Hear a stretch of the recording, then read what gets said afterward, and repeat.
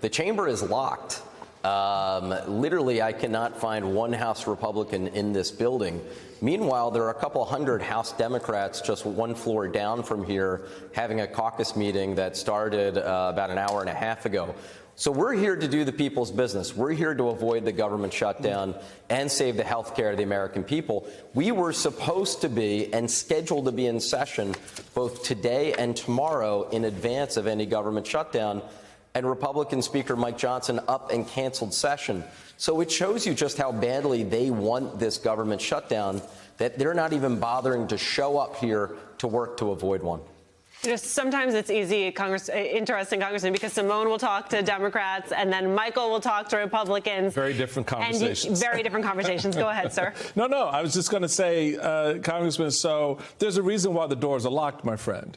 It's because Republicans, the ones that I've spoken to in the quiet corners of this great town, this great city, feel that they have the upper hand here. That in the end, this is 2018 all over again. Chuck Schumer will blink. They will not cave in on health care, which the Democrats insist be a part of the conversation, and that there's no real advantage to them for them to come out, that the country will, in the end, as the president is out there promoting now, and certain voices around town are also promoting, will blame the Democrats for the shutdown that will come, and most importantly, for the firing of federal employees. Well, a few things on that. First, on the health care issue, I've really been struck by the fact no Republican wants to go on TV and discuss or debate or defend the fact that they are taking health care away from millions of Americans. You pointed out that Donald Trump typically has in those Oval Office meetings all of the TV cameras in because he welcomes that sort of spectacle. I don't think Donald Trump has suddenly become camera shy.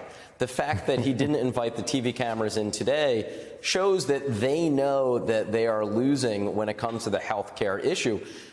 These health care increased costs are to begin to take effect October 1st. So this is a problem not for 6 months from now, not for 12 months from now. It is a problem right here, literally only hours away. And finally, what I would say is, if they were so confident, why aren't they here spiking the football?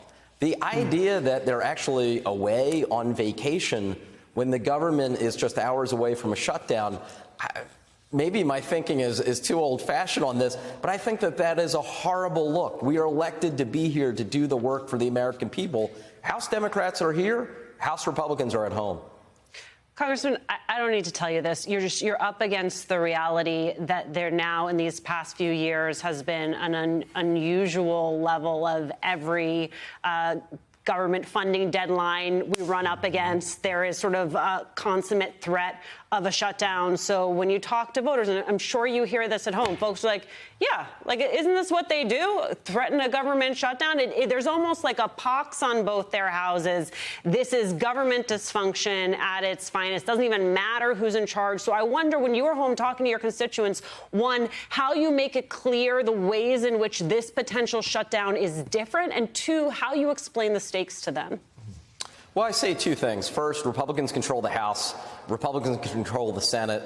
Republicans control the White House. So if there's a shutdown, it's because they want one, as evidenced by the fact that this door is locked right now. We can't even get into the House chamber. So that's the first thing I point out. The second thing I point out is the Republicans' accusation that the Democrats somehow want this shutdown just doesn't pass the smell test. I think most Americans, even those who frankly aren't very fond of Democrats, even they acknowledge that Democrats are the party that believes there is a constructive role for government to play in our lives, that government, as imperfect as it may be, can be an instrument for good, while it's Republicans who actually don't believe that. So for Republicans now to say that it's Democrats who want the shutdown, again, it just doesn't pass the smell test or the laugh test.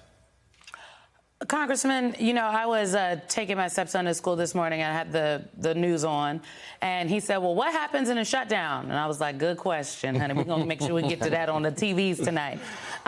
We'll put it on the screen. This is based on previous contingency plans.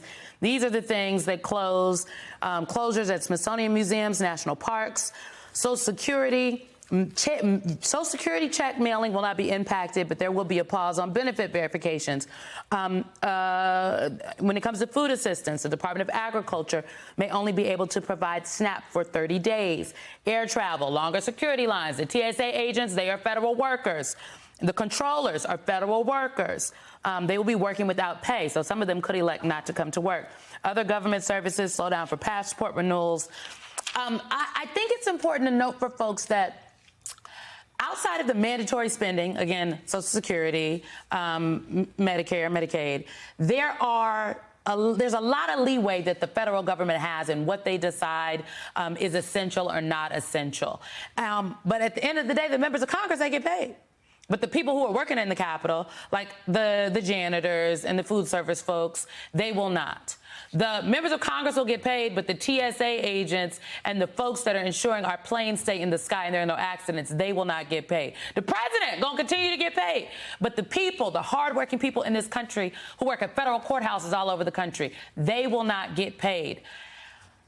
I don't believe that the Democrats will be blamed for a shutdown if it happens, but I do think that you all have to make the case. Well, let me be clear. I mean, I think, and as has been the case in previous shutdowns, all of those who are showing up for work will eventually get paid, but it's a disgrace to even have a shutdown that they have to be put in this situation.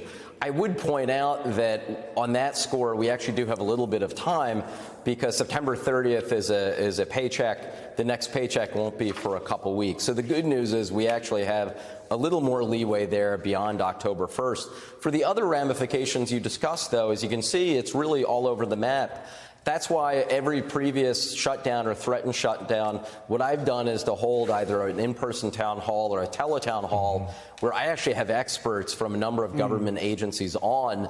I invite everyone who's in my district to listen in, and we go through what exactly to expect for a shutdown. We're planning on doing that as well. It is a mess. These are stupid that we go through. I happen to believe, as ranking member of the budget, that we should change the Budget Act of 1974 and make it impossible for shutdowns to happen in the future. And perhaps that's a conversation we can have at a later date once we're past this one.